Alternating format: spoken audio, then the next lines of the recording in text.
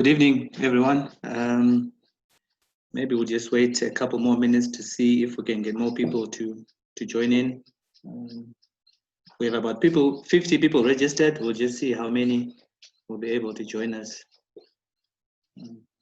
So maybe just 2 more minutes and then we get started.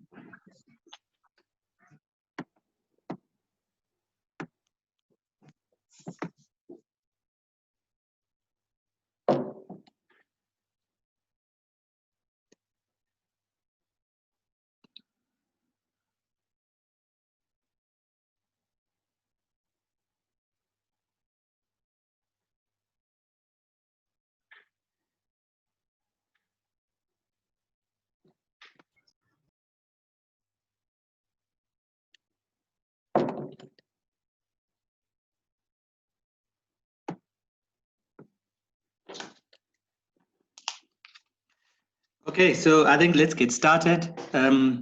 Hopefully more people will join us. If not, we'll just make do with what we have. Maybe the fewer, the better even. We might be able to do more together. And thank you everyone for making time this evening to join us on this talk.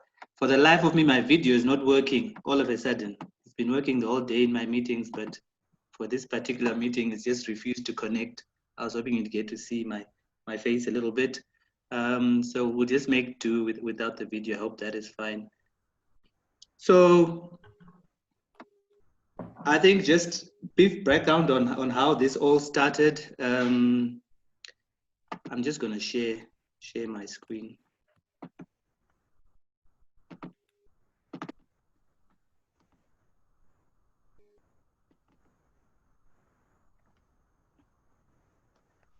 Okay, so for me, it was really, I think, talking to one of my LinkedIn connections, Jeremiah Machingaifa. I don't know if he's going to join us. And he was really talking about how he felt there was room for us to really help people out with getting their jobs or just providing assistance, because so many people out there were looking for either for work coming straight out of school, or maybe those that were in a place but wanting to move.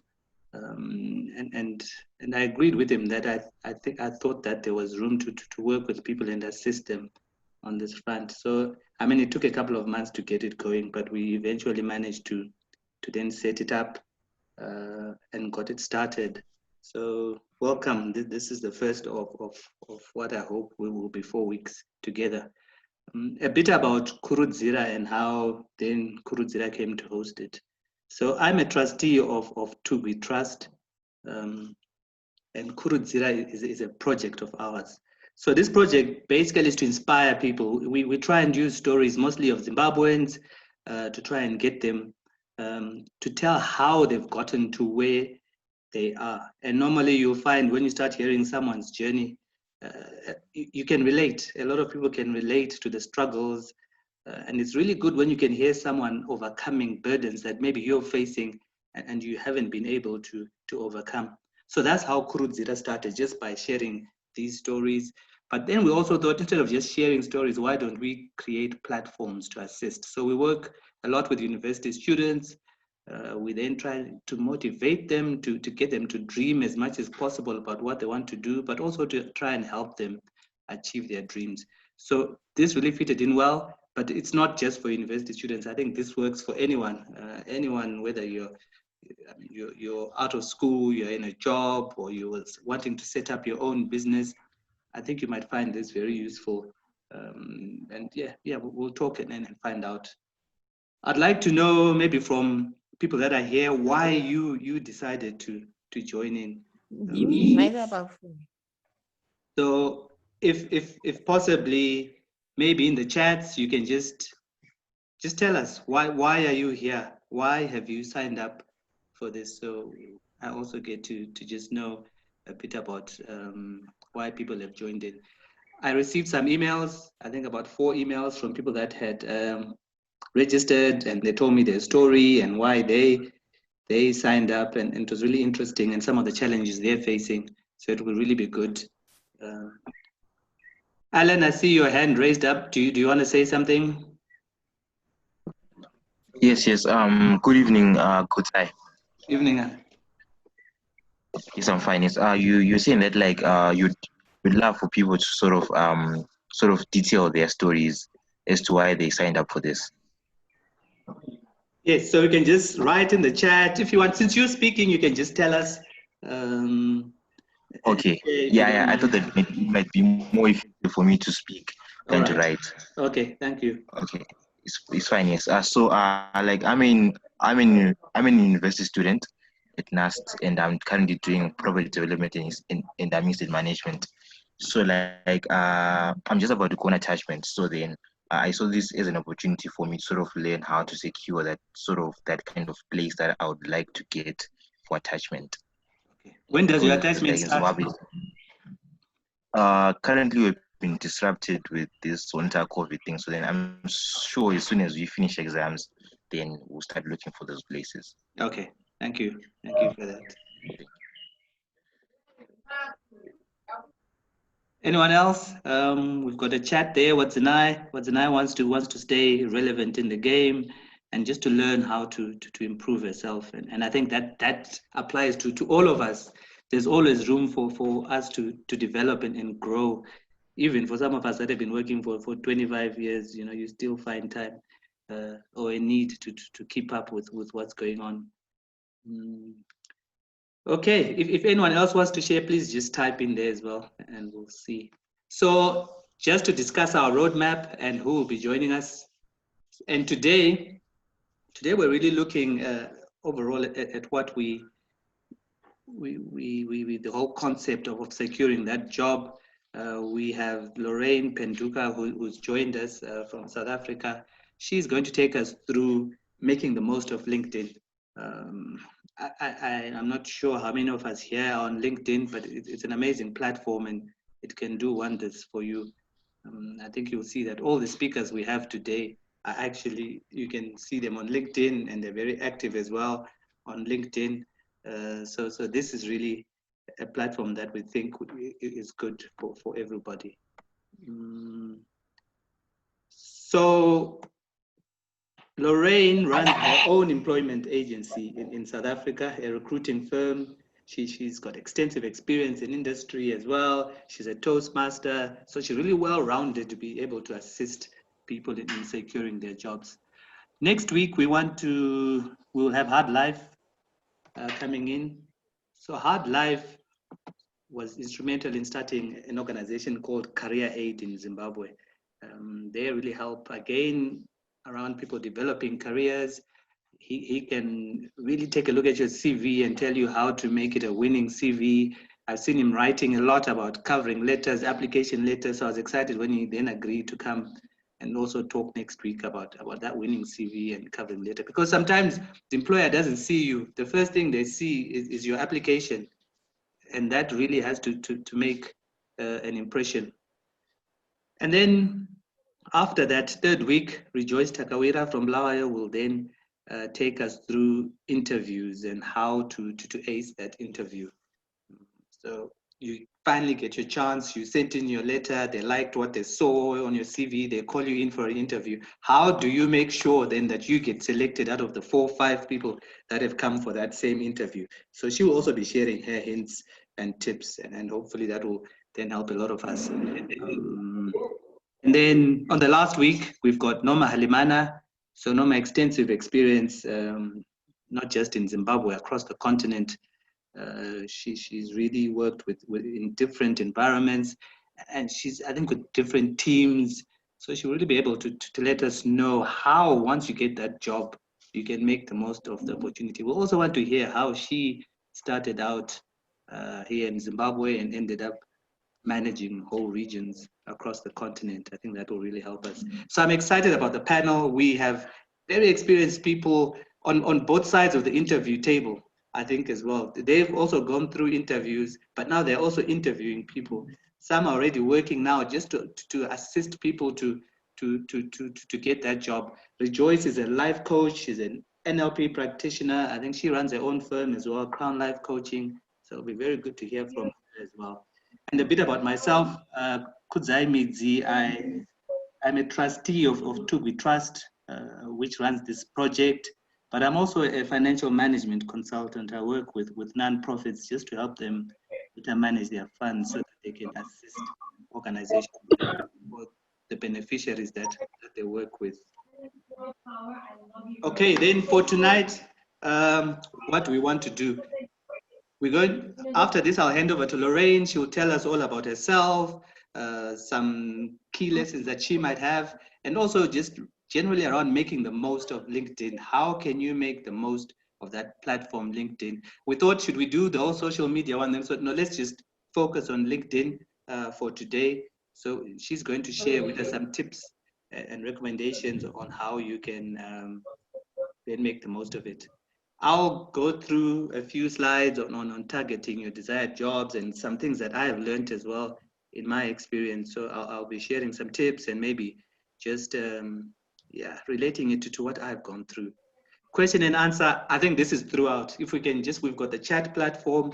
Let's ask, let's contribute. Let's just get as involved as we can. We can't have a meeting without rules, of course.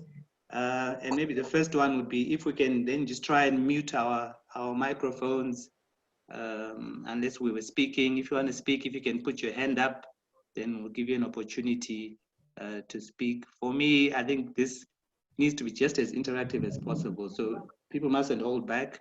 Let's ask questions, let's contribute, let's give feedback so that we just make sure that this is beneficial. I mean, we're investing in our time as it is, so it's key to make sure that we get the most out of this. Okay, Lorraine, are you there? Yes, I am. Okay, let me just mute a few people.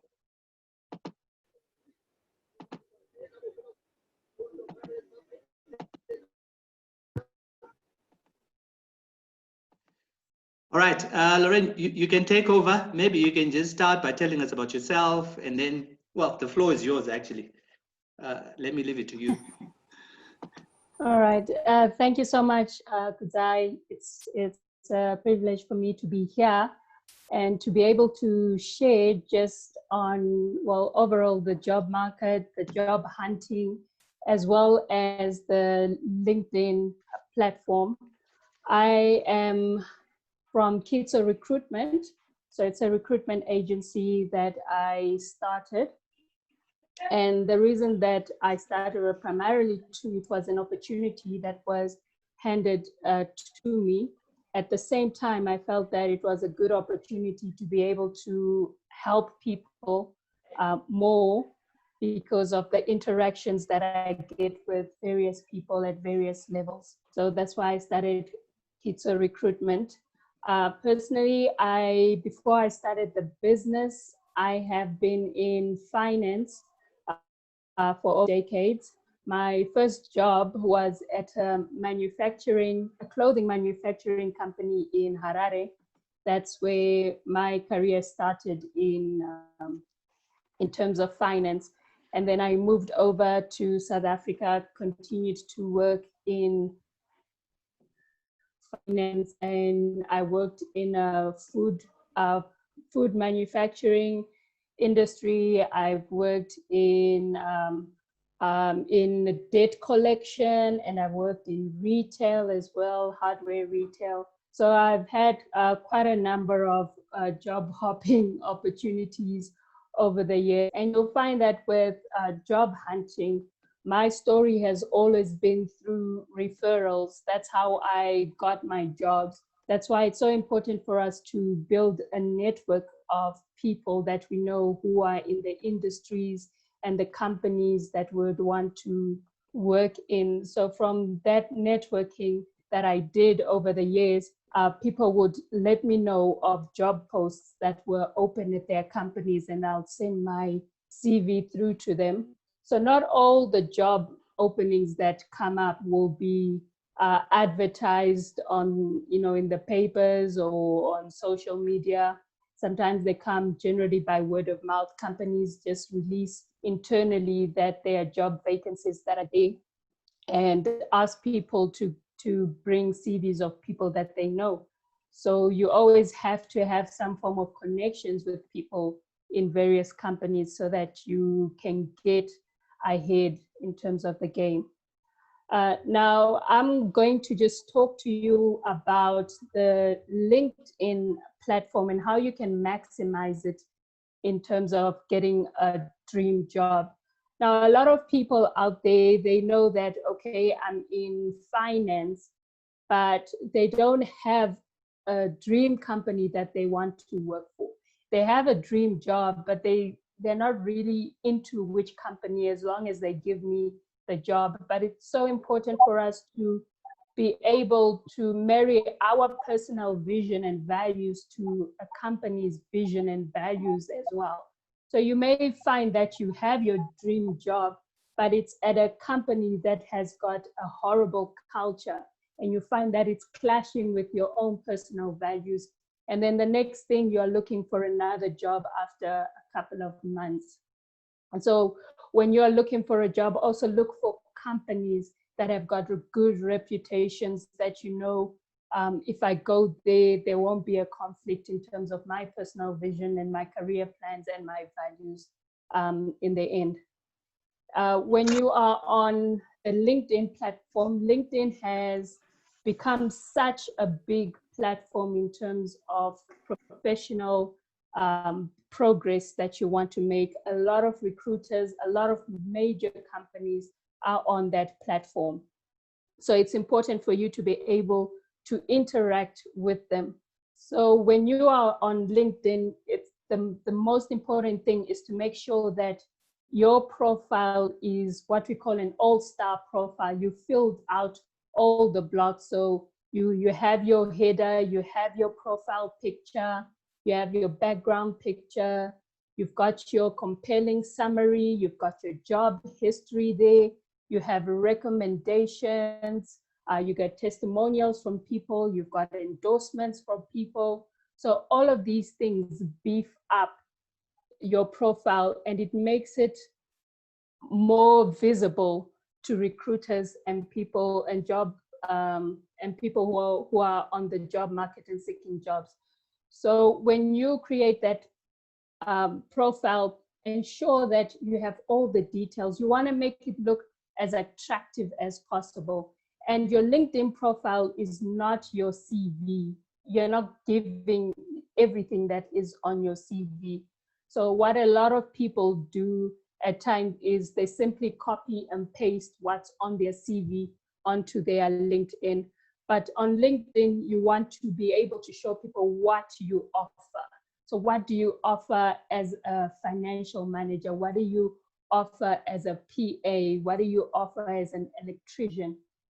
So those are the things that you need to focus on highlighting, your personal best, your professional best, if I can put it that way. And also where people really lack is in their summary. You'll find that their summary is in the third person.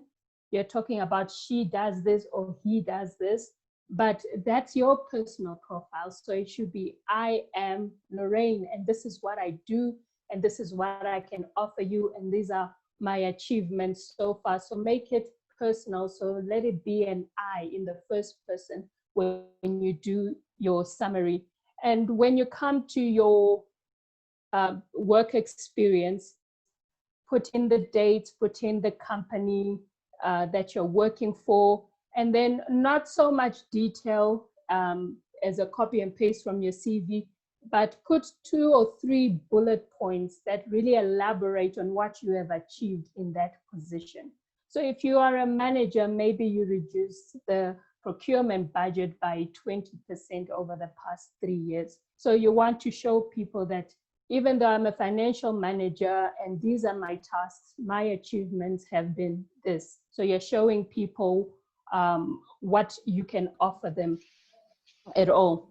Now with the testimonials from people, the recommendations, you can request recommendations from people. You can request recommendations from your managers. So that actually beefs up your LinkedIn profile. If it's people who are above you or who you report to that are the ones giving you recommendations, it's as good as a reference on your CV. There are people who speak about your abilities, and you don't have to wait until after you leave the job to be able to ask for that. Whilst you're still there, just say, can you write something about, and be specific what you want them to talk about.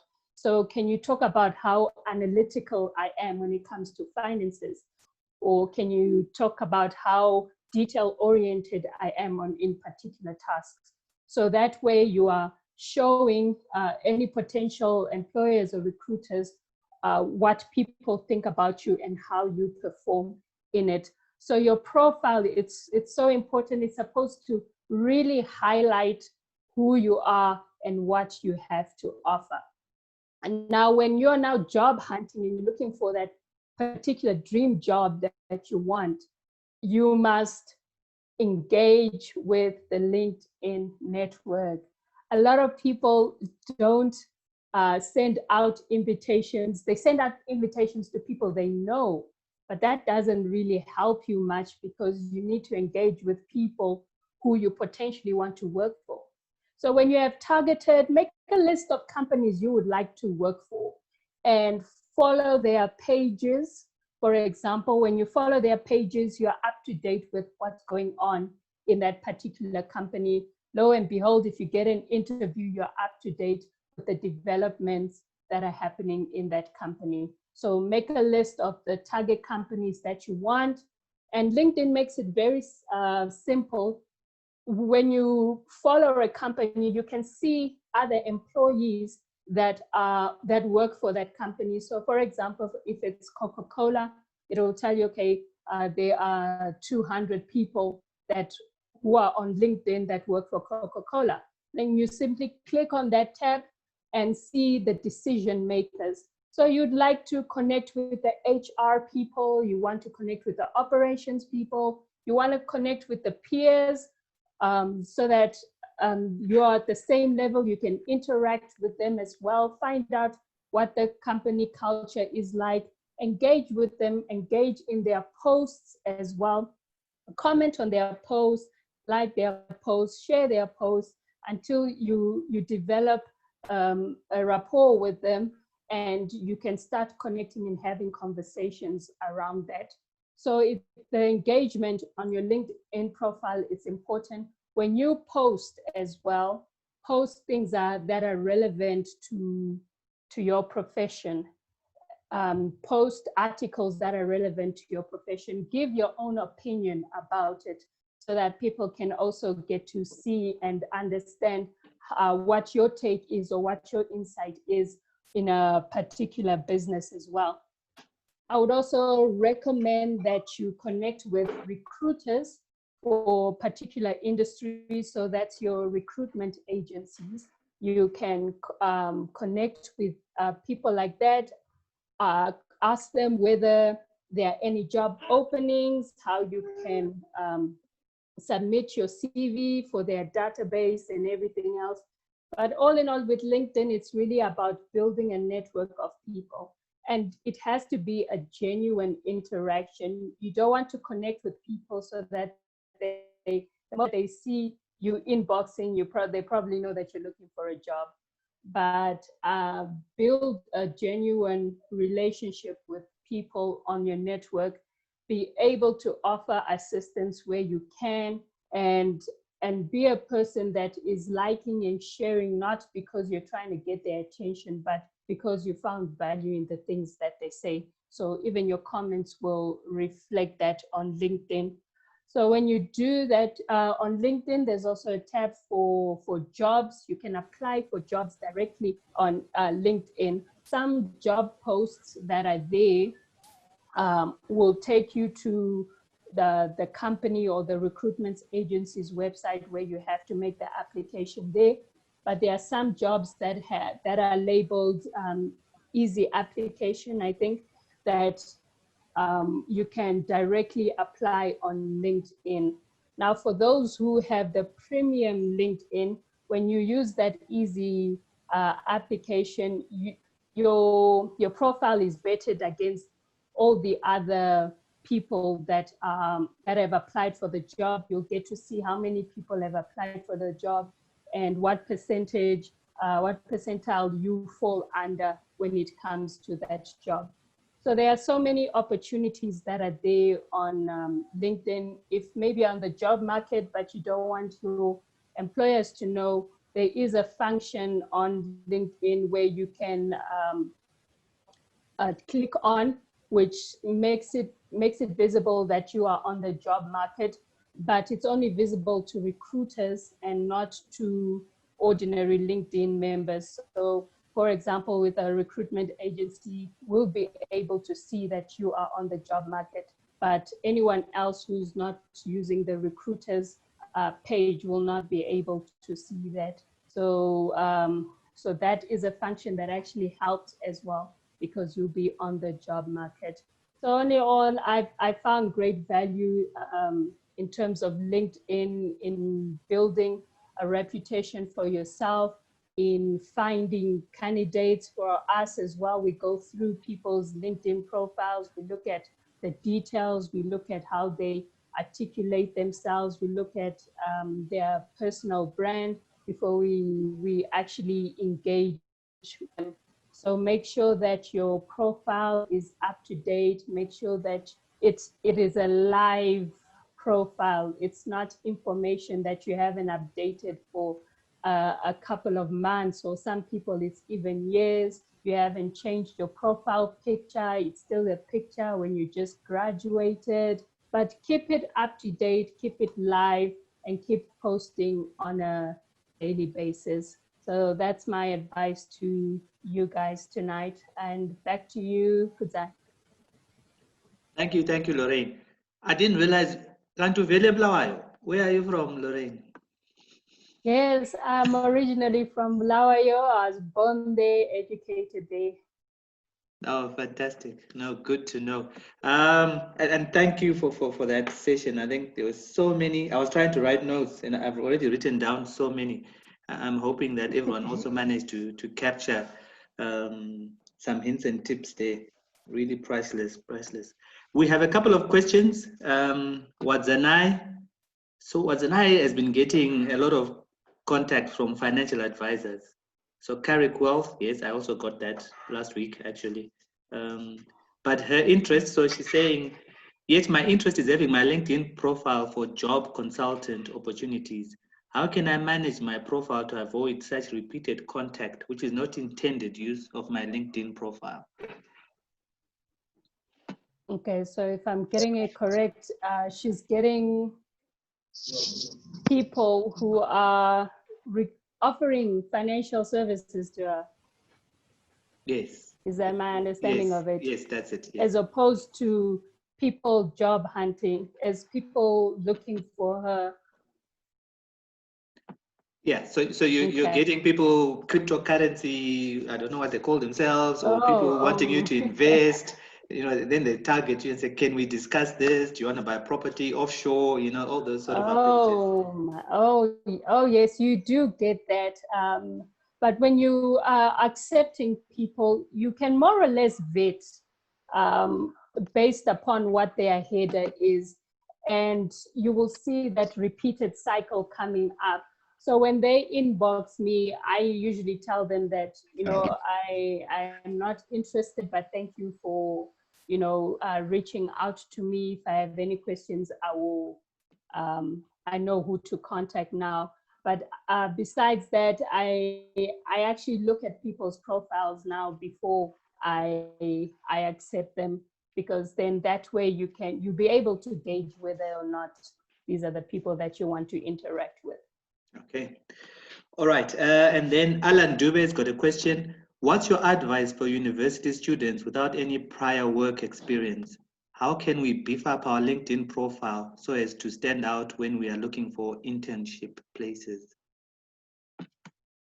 For students, I think it's very important to now not only showcase what you are currently learning in university, but what your aspirations are, what your insights are to the kingdom, to the particular industry. You may not have the work experience, but you can have an opinion about certain matters. So highlight what you are currently learning, how that has impacted you, and what your aspirations would be for that industry and where that industry is going. Yes, fantastic. Nikita also a question. Nikita earlier on had said she hasn't been looking for a job, I think, for the last 20 years or so. So she feels lost in the game now that maybe she wants to look at alternatives. Her question. So Nikita is asking, good evening, Lorraine. Can you have one LinkedIn profile for two different types of work, i.e. your field of expertise is HR, but you also have a passion for events management, for example? What do you do if you have those two passions or two types of work that you do? Oh, that's, yeah, I had the same challenge at some point, but I was advised that you have to choose one that would really work for LinkedIn. For example, with HR, that you would most likely get more hits in terms of HR on LinkedIn. But events planning, you'll find that maybe on Instagram, on Facebook, on other social media platforms, that is where your audience is more likely to be. So you just have to make a choice to say, okay, if where are my clients, or where are the people who are most likely to recruit me? Are they on LinkedIn or are they on other social media platforms? Yes, fantastic. That's a problem for me too. So if you look at my profile, I actually have two. I have KFM consultants, I have two GUIs. I'm always struggling with how do I handle. So I think that's something that a lot of us struggle with as well. There's another question from Anthony. Anthony is asking, how best can I strike off a relationship building conversation on the LinkedIn platform? He wants to build a relationship. How can he start this off on the platform? There are many ways. Other people are more direct than others. But I feel when you start off by, commenting and liking a person's posts and everything for a while, let them become familiar with you, so that when you actually go to their inbox, it won't be such a great surprise, like, who's this stranger and why are they suddenly contacting me? And I think be direct as well. I find that don't beat around the bush when it's LinkedIn. Just make your intentions very clear from the word go on what your contact is for. And maybe it's just to say, okay, thank you for being part of my network. I enjoy your post and I look forward to further engagements. Yes, fantastic. We also have Tawanda. Tawanda. Set the best person can. Okay. Tawanda is here to learn and getting experiences from other people. He's got 10 years experience, but he's quite willing to learn from other people as well, and then just beef up his experience and people techniques so that he also becomes a winner. He has a question that he asked: can I also post my CV on my LinkedIn profile? Yes, you can. There's a tab, I think, where you can post media. If you write articles as well, your articles can be there on your LinkedIn profile. So some people do put it there directly. Others wait until it's requested of them. So, but there is a function where you can upload it. Okay. Obert is asking, can we share notes? So Obert, everyone, so you will notice that you needed to register for this because I just wanted everyone's emails. And what I'll be doing is sharing recordings of the session. So you're going to get a recording which you can play back, and maybe we don't really have notes. Maybe the presentations we'll share as well. And then Alan had another question. Lorraine, is it possible for you to score people's profiles? As in, I have a look at your profile and let you know how it is. Alan, is that correct? I think that's what it means. Maybe Alan, you can just confirm for us. Yeah. You can elaborate when you say score. Yes. Evening, Lorraine. Evening. Yes. I wanted to ask whether it's possible for you to sort of like score people's LinkedIn profiles, as in like like for example, if I've got a profile, right, then you tell me, okay, fine, maybe you're getting it wrong here and there, and you can improve here and there, since you're like a specialist in this kind of things. Yes, I can do that. I usually help people with their LinkedIn profiles as well. Okay, fantastic. Do you charge for this service, Lorraine? Is it a free service? How do you do it? Usually we charge, but I think for your people, then I can do it for free for them. Oh, fantastic. So my people, if you need help with your LinkedIn profile, you're a winner today. Lorraine's gonna help you to panel bit your profile. Okay, so anyone who wants to get their profile looked at, please just get in touch. Then we'll organize for Lorraine to take a look at it for you. Okay, so I really liked how you began your session, Lorraine. It wasn't straight about LinkedIn. You were talking about your dream job and the culture of employers. I'm just wondering, what do you find? Do many people know what their dream job is that you see on the job market? I mean, after my tenure here with the recruitment, I realized that people they don't even have a dream company that they want to work for. Very few people do. For them, as long as they get a job, they're happy. And then when you ask them, okay, what is your expected salary? They don't even know what the market rate, what the going rate is in terms of that particular position that they want.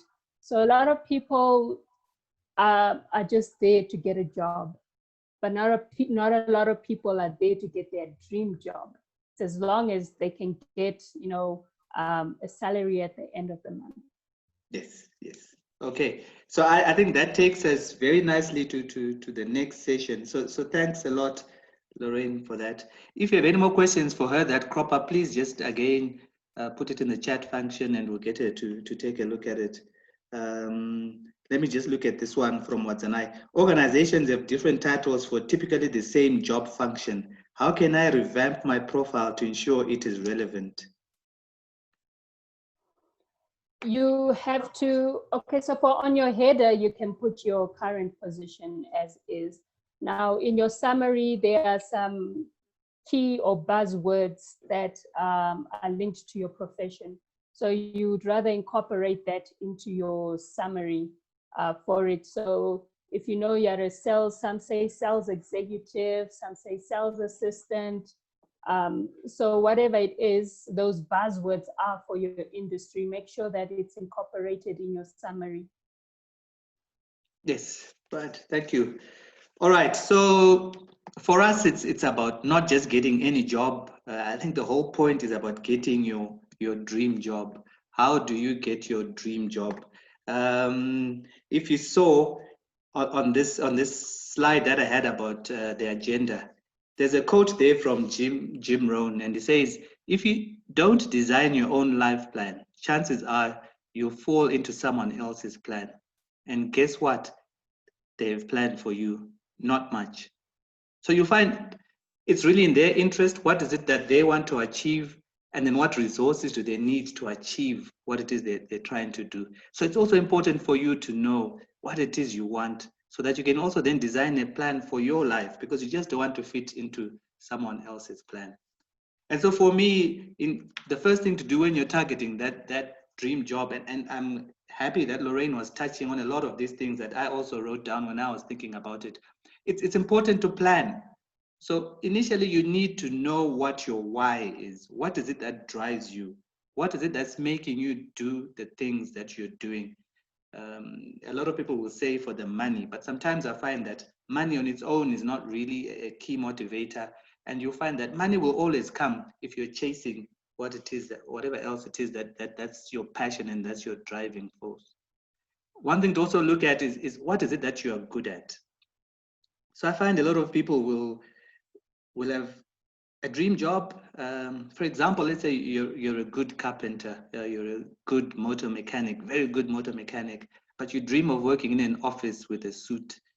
So you chase these jobs and you're neglecting what it is that you're good at. For me, it's important for you to understand yourself, know what motivates you, but also know what it is that you're good at, because sometimes that's a very good place for you to start. Start at what it is that you're good at, and you'll be amazed at what can happen after that. And also know what you want and when do you want it. So you also need to have a timeline in terms of, this is what I want. My dream job is this and this and this, and this is how I'm going to get it. And then you write it down. You really need to be intentional about getting your dream job. You can't leave all this to chance. It becomes very important for you to plan, to invest a lot of time, to write down what it is you want to do, because in the end, that's how it's going to come about. It won't just happen by chance. So let me just share my story around what I do and how I got there. So yeah, like a lot of people, when I was at university, I wanted to be a lawyer. I didn't get enough points. I then looked around, what is it that people are doing? And at that time, in the late 80s, early 90s, articles were the in thing. Everybody wanted to be doing articles. So I did economics at university, but I was going to be a CA. I told myself I was going to make a lot of money and travel the world. And sure enough, I did my plans. I got accepted for articles, and then found I totally hated it. I did not like articles that much. So I was in a job that I wasn't too happy about. And I started questioning myself and looking for that why. So sometimes it doesn't come easily. It will take you some time to maybe find out what it is. I eventually found my why as I was doing my articles, because I then started doing audits of NGOs. And what struck me was the work that the NGOs were doing in the communities. And then I discovered that a lot of them were not too good at keeping their books of accounts. So for me, that was my way of contributing. That became my why. I then set out to say, you know what? I'm not going to be a CA, I'm not going to be an auditor, but I'm going to work with NGOs to help them better manage their monies so that they can help more people. So in a way, I was indirectly helping communities. And I can tell you, I remember the year 1997, I think, when I had that realization. And I set out a plan of how I was going to do it. And I can tell you, I formed a company then, 1997, KFM Consultants. I had no idea actually how I was going to get it running, but I knew that's what I wanted. So I set my end goal. I must run KFM Consultants. And I registered the company.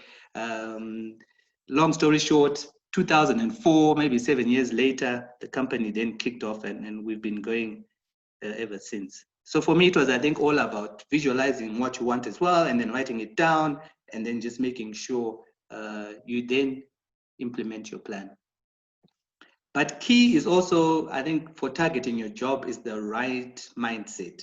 So Lorraine, I think, mentioned that when she talks to a lot of people, they don't seem to know what it is they want. And many people will just say, I want any job, you know, anything that you can give me, I want. So I always find it difficult to help people when they ask, can you help me get a job? And then I ask, what is it? What sort of job do you want? And then someone will say, just get me anything. I think it's important before you even start asking for anything to know what it is that you want. And mindset becomes so key, because then you need to focus on it. And I know a lot of people, when we talk about this, they say that's not practical. You're just, speaking like those motivational speakers. But it's so important. And getting the right mindset is what's going to get you that job that you want. And for me, once you want it, don't just wish for it. You need to desire that job. It needs to be a feeling that is a lot more than just a wish. I'm reading a book, Think and Grow Rich by Napoleon Hill, and he touches on this desire aspect. And today I read a part where you were saying, he's talking about money, but I think it works as well with your job. And what he's saying is, desire it like a man desires a woman, because a man will do anything to get the woman he wants. And I think when I read that, it like put it to you really get to see that, yeah, that's the sort of desire you're needing to be able to get your job. But also picture it, see yourself in that job already, and have confidence. Marcus Garvey, I think, is something where he said, if you have confidence, you've won even before the race has begun. So it's important for you to have confidence that you're going to get that job that you want, and then to act like you have it. And for me, it's key to also continuously motivate yourself. You need to get motivation, whether it's external, whether it's self-motivation. For me, my motivation comes from, I listen to a lot of speakers, Tony Robbins, Jim Rohn, Les Brown, John Maxwell, T.D. Jakes. There's so many that you can listen to. And for me, they motivate me and inspire me and help me to also then see that I can do whatever it is that I want. Because I think your mindset becomes so important, and that attitude will get you that job that you want if you can get it in the right frame. I think for me, Lorraine mentioned, know your dream job, know what company you want to work for, but also know the person that you need to be to get that job. And that's critical for me. Even when you're at school, I think someone asked, what do you do if you're at university to build your profile? I think it was Alan who asked that question. So for me, once you start knowing what it is you want, you also know the person who's going to get that sort of job. And you need to then mold yourself into a person who's going to fit into the dream job that you want to. So Alan, for me, I'd say, if you're at university, for example, where are the opportunities for you to show your leadership skills? What is it that you can do even at university? Which clubs can you join there? What associations are you going to be able to join? Do you need to join students' union as well? Because you might know which job you want, and you will know the profile that will fit that job. Lorraine mentioned networks. Networks are key. You need to start building your networks because you know where you want to go, so you need to start then working on your networks as well. Giving back for me is key as well. You need to be involved in giving back to society, because for me, there's no greater joy than giving back. But in also doing that, I think you're also opening opportunities for yourself. And you also then need to look at ways you can get experience in that particular field that you want. And I know a lot of people will then say, yeah, but I think we always see these jokes going around that saying, we want university graduates with 25 years of experience when you only have maybe 1 year experience. But for me, it's also about yourself creating opportunities to get that experience, even when you're still at university, even when you're not working in your job that you want. How can you then, because now you already know where you want to go, you need to have a plan on how you're going to get there. And sometimes I think you need to do what you have to do until you can do what it is that you want to do. I hope that makes sense as well. And what that might mean is you need to volunteer. You might find that, you know what, I need to get experience in this field. No one is giving me a job. Let me volunteer. I came across someone who then offered a trial period, said, you don't pay me for 3 months. I will do this job. And if I'm good at it, then please offer me the job. But I'm going to give you 3 months free trial period to try out my services. Because again, the job market is now so competitive. You're competing against so many people. What is it that you're going to do that's going to make you get that job that you're particularly looking at? And then something else you might have to do, because again, we all have costs that we're meeting. Maybe you're not staying at home, you've got rent, you know your dream job, but you're not quite there yet to get it. What is it that you can do? For me, that's when maybe I'll listen to someone who will say to me, you know what, I want to do this, but for the time being, I just need any job in order to get my foot in and in order to then maybe prepare for the job that I want.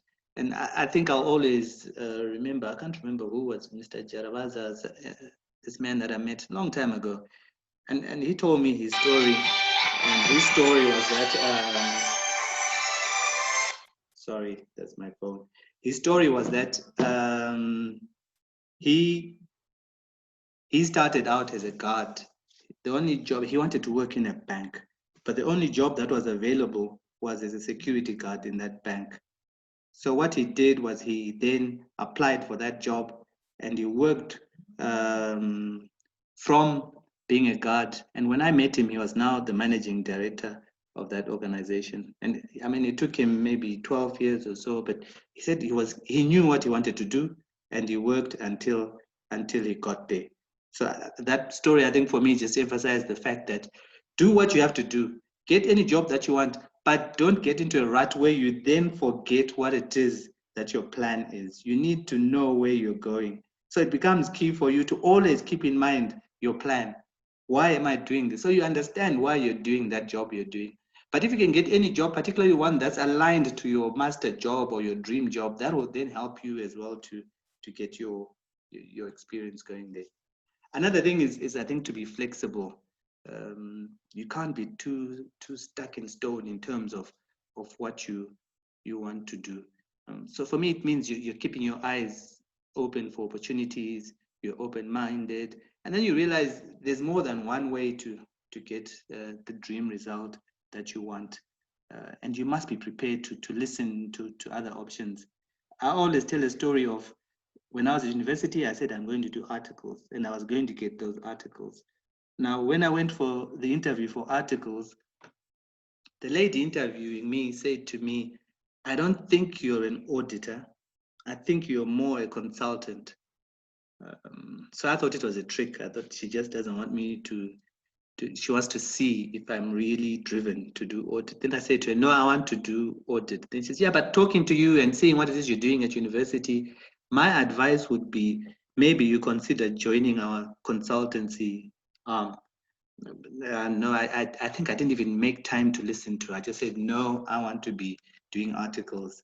And funny enough, the thing is then, 15 years later, here I am working as a consultant. I do some work with her sometimes, and I always remind her that, you know what, I think you should have spoken up a bit louder and told me to just jump the articles and be a consultant. Of course, I learned a lot being an auditor. That then helped me now as a consultant. But that's what happens. I think sometimes there are other routes that are open to you, and you need to be open-minded because they can take you to where you want to go faster. But also for me, it's key to master your craft. There's so many general people out there, so many mediocre. You can find someone who's been working at a job 5-6 years, but they can't really tell you much about the work they're doing. They speak in non-specific terms.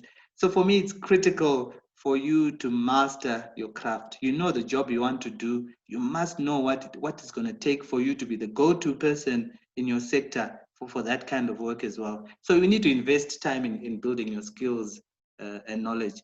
Right now, we've got the COVID pandemic, but opportunities that have come by are so many free workshops that people can go on that help you to then build your skill, whether things like Excel, whatever it is that you want to do. There's so many areas now that you can spend time building your skill and knowledge as well. But also know your sector. know who's who in there. I think we heard Lorraine talking about you then, link up with employers, and you also link up with people working in your field, but you need to know who they are. So you need to spend time researching and understanding as well. If you need to join professional bodies, I think you can also then join those so that you really become someone within that sector. And you're already starting to live your dream job even before you have got it. And lastly, and this is I think the practical part that we're going to cover over the next 4 weeks, is then be able to package and sell yourself well. You need to make the most. We heard that now employers are looking at your LinkedIn profile. They're looking at your Facebook page. So you need to be intentional about how you post, what it is you post, and how you're already selling yourself on these platforms as well. Your CV and application letters, those are so key. So for example, I don't look at applications that are written to multiple organizations. So I see myself being copied or maybe BCC'd, and dear all, I am looking for, Alan, maybe it's attachment. I'm looking for attachment, or I'm looking for a job. Please help me. I don't respond actually to that. We'll cover it maybe when we do application letters. But for me, it also shows what level of effort someone has put before approaching you to ask for a job that maybe they don't even know what it is they're looking for. So, you need to see someone who clearly understands their why and how it will fit in with what we're doing.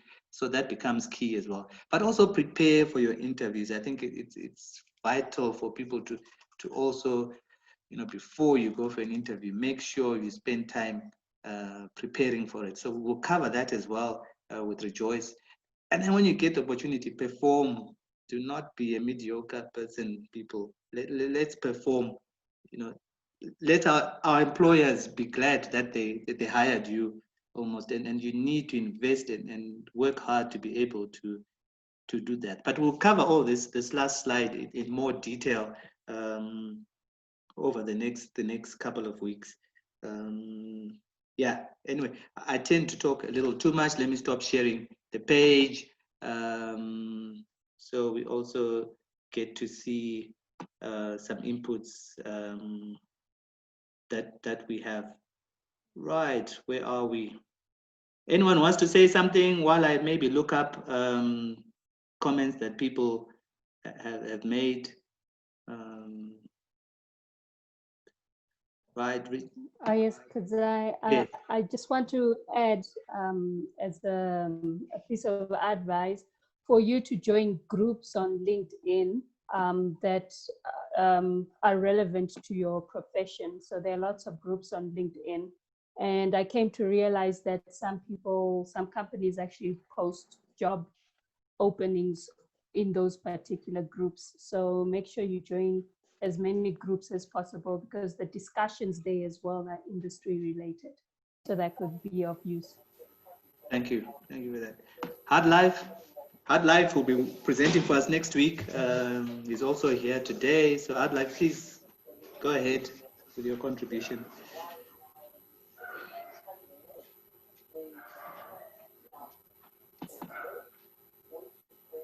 You'll need to unmute yourself, I think.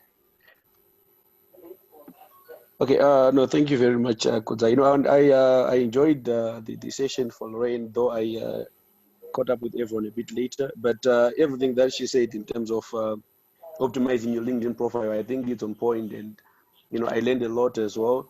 I just want to emphasize the issue, the issue of the about summary, because that's we need to connect more with a person than your experience and what you do.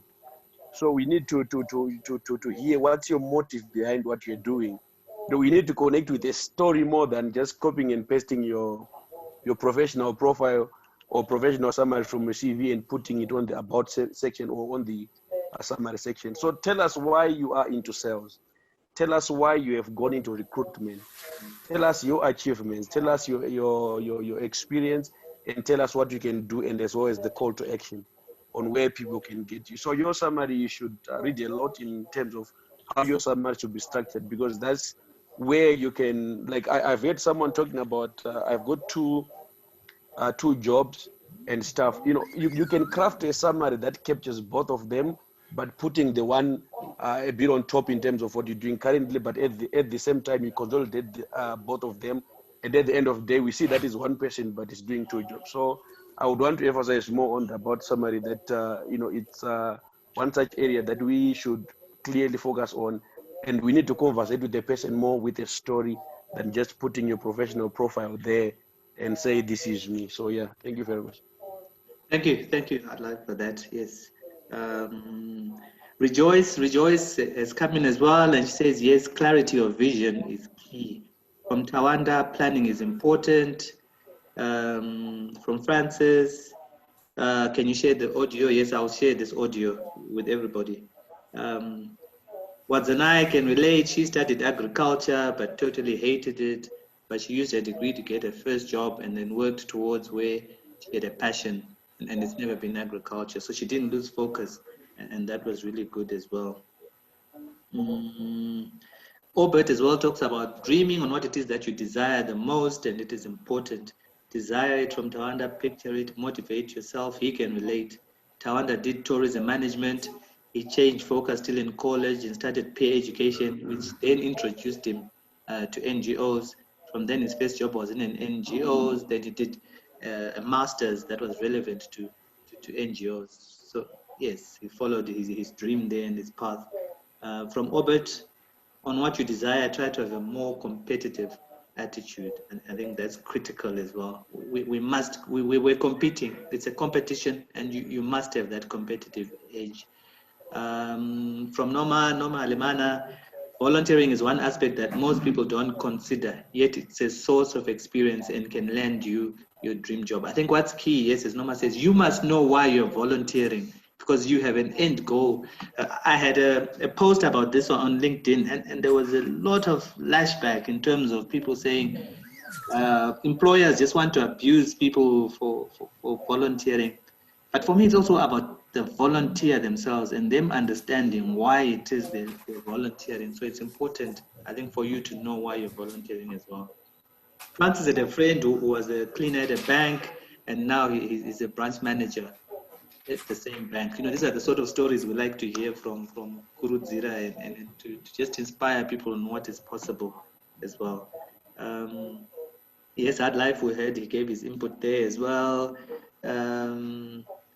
Norma's already seeing gaps in her profile, and she's going to work on it. So thank you for that, Lorraine. Lorraine, thank you very much. So you see, even our presenters, Rejoice, Norma Temba, I'm also thinking about looking at my profile. We're also learning, and we're going to be looking at how we can use what we've learned today as well.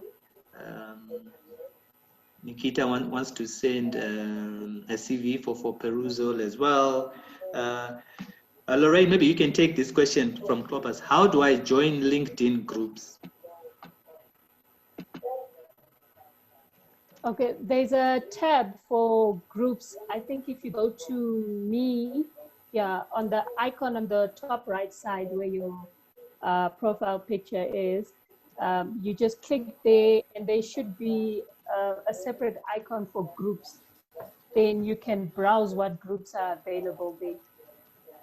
Okay, that's fine. I'm just trying to see how we can get people, because Lorraine has made an offer. She's going to look at people's LinkedIn profile, but you'll only do it for free for people on this group. So I think I'll give you my email, people. If you can send me, then I'll pass it on to Lorraine so she's not getting requests from all over the place. Or Lorraine, if you want to share your email, it works as well. Maybe people will just mention they're from this group. I'm not sure what works best. Okay, I will send my email, and then on the subject header, they can just put maybe today's title. Then Fantastic. I know it's from this group. Yeah. All right. So maybe if you can then just put it in the chat. I'll also put my email address if anybody wants to get in touch.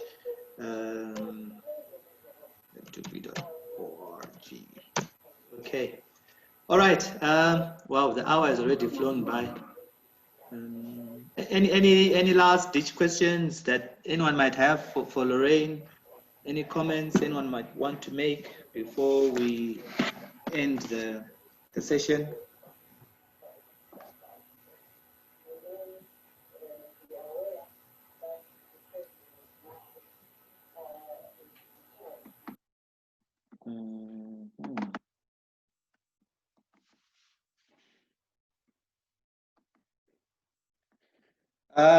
Okay, so maybe just to take a look at next week and what we have. So this was really about targeting your desired position. So I think I'm hoping people got a lot here. Let's use LinkedIn. LinkedIn is an amazing platform. And then you've got those resources that Lorraine has offered to help you make your profile, that winning profile. I always look at Hard Life. I think Hard Life, you must have more than 30,000 connections on LinkedIn now. And I've been watching his numbers grow. And for me, it's all about how he uses his profile to help people. So I constantly see him helping people, and I think that really helps. So there's so much you can then just do on the platform and to access, I think, different networks as well. So next Tuesday, we'll also have an hour with Hard Life. He's going to talk about covering letters and a winning CV, how to make your CV a winner. I've got one CV that was sent to me. Someone sent a CV to say, may you please look at it for me. Maybe I'll talk to Hard Life. I'll see if I can ask him nicely. Maybe he might use that CV as a sample in order to see how to help people. Okay, then after that, we're going to have Rejoice with acing your interview, and then Nomatemba is going to round it off for us with making most of that opportunity. So thank you everyone for joining in our session, and thank you for taking part. With these online things, sometimes you wonder, are people listening? But I can see from all the comments and all the chats that are being sent that everyone is engaged and taking part. So thank you very much for linking up. Let's link up. If you're not my friend on LinkedIn, please link up with me. We'll be sharing this, so you might see other people to link up with as well. Let's create those networks that will help us to get those jobs that we want. So thank you, everyone.